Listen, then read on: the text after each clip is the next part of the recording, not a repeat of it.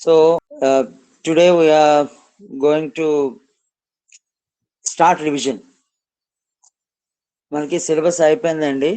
Maximum ఇంకా next month మనకి exams అవ్వచ్చు.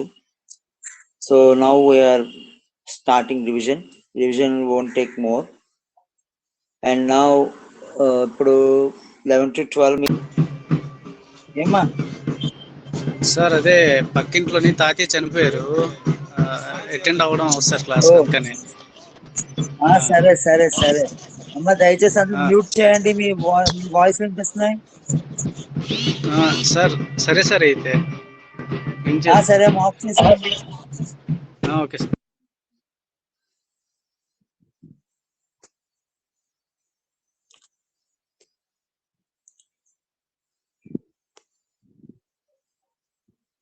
So I hope you can see the diagram.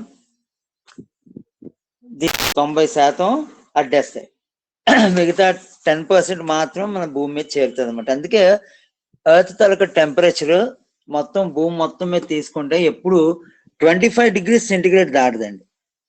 Overall temperature ఎప్పుడు 25 degrees centigrade దాటదు. మనకు doubt రావచ్చు, అదేంటి సార్ మనకి వేడిగా ఉండేటప్పుడు 40 degrees 45 కూడా వచ్చేస్తుంది, మీరు 20 దాటుతూ ఉంటున్నారండి. అనేది ఓవరాల్ టెంపరేచర్ అండి. మొత్తం భూమి మీద ఉండేటటువంటి అన్ని ప్రాంతాల తాలూకా టెంపరేచర్ వేరియేషన్స్ అన్ని లెక్కేసుకుంటే వచ్చేదే యావరేజ్ టెంపరేచర్.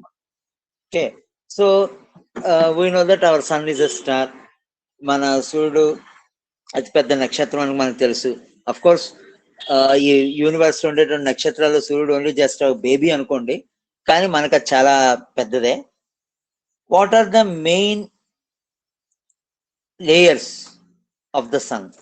సూర్యగోళం ఏ విధంగా నిర్మితమై ఉంటుంది? సూర్యగోళంలో ఉండేటటువంటి పొరలు మొత్తం 7 ఉంటాయండి.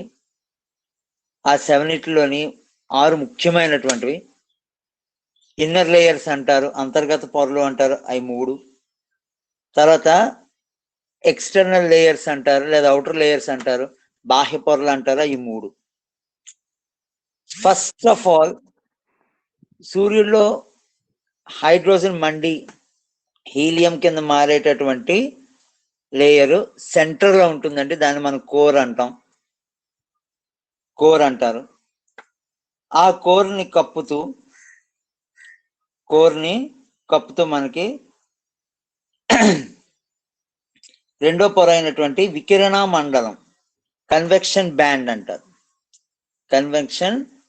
అంటారు, అది ఉంటుందండి, వికిరణ మండలం. అది ఏం చేస్తుంది అంటే కోర్లో రిలీజ్ అయ్యేటటువంటి యొక్క హీట్ ని సూర్యుడి తాలూకా అవుటర్ లేయర్స్ వైపు పంపిస్తుందండి. సూర్యుడి యొక్క అవుటర్ లేయర్స్ వైపు పంపిస్తూ ఉంటుంది. నెక్స్ట్ మూడోది కన్వెక్షన్ బ్యాండ్, సంవహన మండలి. ఇది ఏం చేస్తుంది అంటే ఈ వికిరణ మండలిలోకి ఎంటర్ అయ్యేటటువంటి ఆ యొక్క రేడియేషన్ ని ఇన్నర్ అవుటర్ లేయర్ అంటే బయట పొరల్లో ఫస్ట్ పొరలోనికి ఫాస్ట్ గా పంపిస్తుంది అనమాట.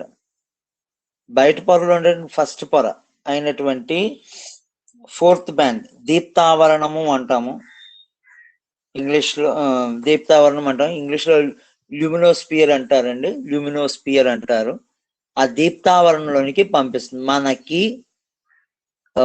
భూమి నుంచి సన్ చూసినప్పుడు మనకు అది ఎల్లో కలర్ డిస్క్ లాగా ఉండి దానిపైన ఒక పొర అలా కదులుతా ఉన్నట్టు కనిపిస్తూ ఉంటుంది. ఎవరైనా గమనించారో లేదో సూర్యుని డైరెక్ట్ చూడండి, ఎల్లో కలర్ డిస్క్ లాగా ఉండి పైన పొర ఒకటి అలాగా రౌండ్ గా తిరుగుతూ ఉన్నట్టు కనిపిస్తూ ఉంటుంది.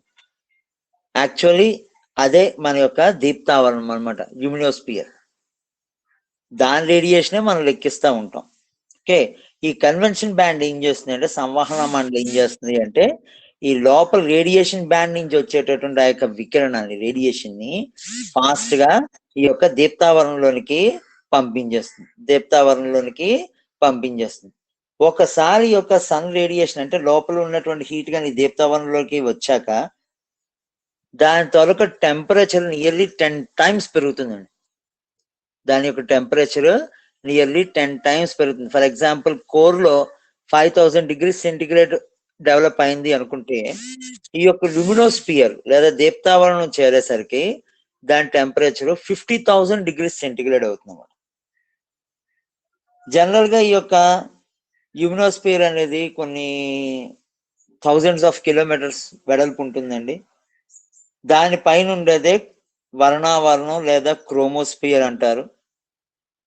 మన సూర్యుడి తాలూకు రంగులు ఉదయాన్నే మనం రెడ్డిష్ లేదా ఆరెంజిష్ గా చూస్తాం, మధ్యాహ్నం అవుతున్న కొద్దీ ఎల్లోయిష్ లేదా వైట్ గా చూస్తుంటాం, మళ్ళీ సాయంత్రం అవుతున్న కొద్దీ రెడ్డిష్ లేదా ఆరెంజిష్ గా చూస్తూ ఉంటాం. ఈ రంగులన్నీ మనకి యొక్క క్రోమోస్పియర్. ఇది జనరల్ గా ఒక 50 నుంచి 60,000 kilometers ఉంటుందండి. 50 నుంచి 60,000 kilometers ఉంటుంది. ఈ క్రోమోస్పియర్ ని మనం ఫోటోస్పియర్ అని కూడా అంటూ ఉంటారు. ఫోటోస్పియర్ అని కూడా అంటూ ఉంటారు. ఓకే, ఈ క్రోమోస్పియర్ లో టెంపరేచర్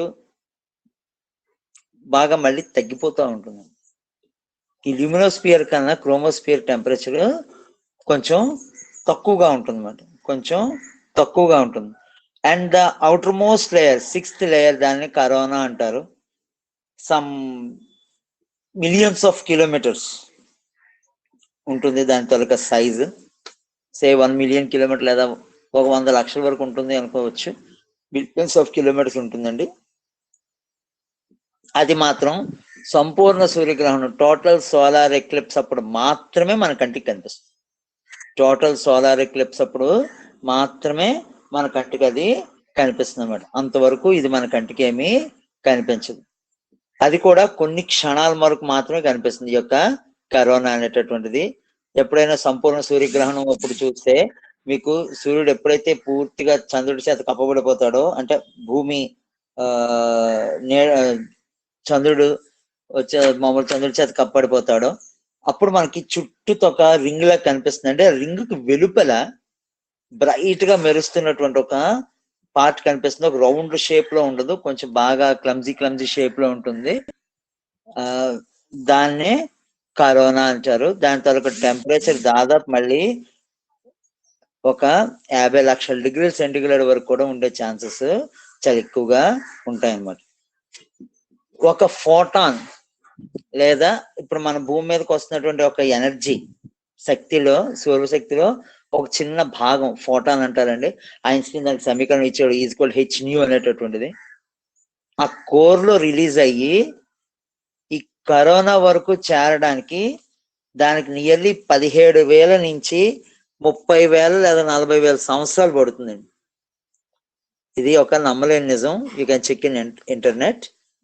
ఈ కోర్ లో రిలీజ్ అయినటువంటి ఒక సన్ రేడియేషన్ లో ఒక భాగం, ఒక ఫోటాన్, కోర్ నుంచి పై సూర్యుడి తాలూకా అంచు వరకు రావడానికి మినిమం 17 నుంచి 50,000 years వరకు పడుతుంది.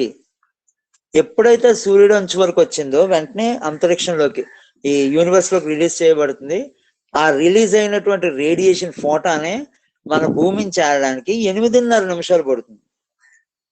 సో 150 మిలియన్ కిలోమీటర్ల 150 కోట్ల కిలోమీటర్ల దూరం ప్రయాణించడానికి దానికి పట్టే టైం ఏమొచ్చి 8.5 నిమిషాలు. సూర్యుడు లోపల నుంచి సూర్యుడి తాలూకా అంచు వరకు రావడానికి పట్టే టైం 50,000 years. అంత టైం ఎందుకు పడుతుంది? ఆ యొక్క కాంతి కణం లేదా ఫోటాన్ ఎందుకు బయటకు రిలీజ్ అవ్వడానికి అంత టైం పడుతుంది అంటే, సూర్యుడి తాలూకా అధిక బరువు వలన సూర్యుడిలో ఉత్పన్నమయ్యేటటువంటి ఆ యొక్క గ్రావిటేషనల్ పుల్, గురుత్వాకర్షణ లాగుడు బలం లోపలికి ఆ కణాలని కోర్ వైపు లాగేస్తూ ఉంటుంది. ఈ గ్రావిటేషనల్ పుల్లే ఈ యొక్క ఫోటాన్ ఎస్కేప్ అవ్వడానికి ఇంత టైం పట్టడానికి మెయిన్ రీజన్ అన్నమాట, మెయిన్ రీజన్.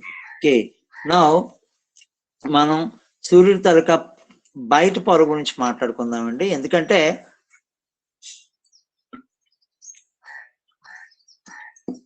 లేదా ఈ యొక్క ఫోటోస్పియర్ అంటారు కదా, అది దాని గురించి ఎందుకు మాట్లాడుకోవాలి అంటే, మనకి ఆ యొక్క బయట పొలం చేరినటువంటి కాంతే మన భూమి వంటి గ్రహాల వైపు ప్రయాణిస్తుంది. సో సూర్యుడి నుంచి వస్తున్నటువంటి యొక్క విద్యుదయస్కాంత కాంతిలో సూర్యుడి నుంచి వస్తున్నటువంటి యొక్క ఎలక్ట్రోమాగ్నెటిక్ రేడియేషన్ లో 200 నానోమీటర్స్, దాన్ని మనం అతినీలలోహిత భాగం అంటామండి. Ultraviolet radiation 2000 nanometres. 2000 నానోమీటర్స్ అంటే 10⁻⁹ మీటర్లు. దాన్ని మనం నియర్ ఇన్ఫ్రారెడ్ NIR అంటారు, సమీప పరారుణ ప్రాంతము అంటాము. ఈ రెండిటి మధ్యన ఉండేటటువంటి స్పెక్ట్రం వర్ణపటం భూమి ఉపరితలం మీద చేరుతుంది, మిగతావేవి చేరవు. అల్ట్రావైలెట్ కి ఇన్ఫ్రారెడ్ కి మధ్య ఉండేటటువంటి విజిబుల్ లైట్, దృశ్య కాంతి, అదే మనకి VIB GYOR అనేసి చెప్తా ఉంటాం కదా, ఇంద్రధనుస్సు అనుకోండి, ఆ దృశ్య కాంతి తప్ప మిగతాదేది మన యొక్క భూమి యొక్క పొరల మీదకి చేరం. ఎందుకంటే ఈ ఇన్ఫ్రారెడ్ భాగాన్ని మరియు అల్ట్రావైలెట్ భాగాన్ని భూమి యొక్క పై పొరలైనటువంటి ఐనోస్పియర్ మరియు స్ట్రాటోస్పియర్, ఈ రెండు అడ్డేస్తాయి. కొద్ది భాగం ఏవైతే ట్రోపోస్ఫియర్ లోకి ఎంటర్ అవుతాయో ఆ ట్రోపోస్ఫియర్ లో ఉండేటువంటి మేఘాలు ఇవన్నీ ఆ మిగతా భాగాలను కూడా అడ్డేసి మనకి కంటికి కనిపించే ఈ యొక్క 7 రంగులు కూడుకున్నటువంటి వైట్ లైట్ మాత్రమే మన భూపరితలాన్ని చేరుతుంది. దాన్నే మనం చూస్తాం. ఓకే, సో ఈ వికిరణం లేదా రేడియేషన్ ఎంతో ఎనర్జెటిక్ గా ఉంటుందండి భూమి యొక్క పై పొరను చేరేటప్పటికి. ఆ భూ పై పొర నుంచి మన ఎర్త్ అట్మాస్ఫియర్, మన ఎర్త్ తాలూకా సరిహద్దు లేదా తలం మీదకి చేరేటప్పటికి దాని తాలూకా ఇంటెన్సిటీ, తీవ్రత బాగా తక్కువగా ఉంటుంది అన్నమాట, బాగా తక్కువగా ఉంటుంది. సో ఈ విధంగా ఈ ఇంటెన్సిటీ గురించి మనం చెప్పుకోవచ్చండి. ఈ సూర్యుడి గురించి స్టడీ చేసేటప్పుడు ముఖ్యంగా మనం తెలుసుకోవాల్సినటువంటి విషయం సోలార్ కాన్స్టెంట్.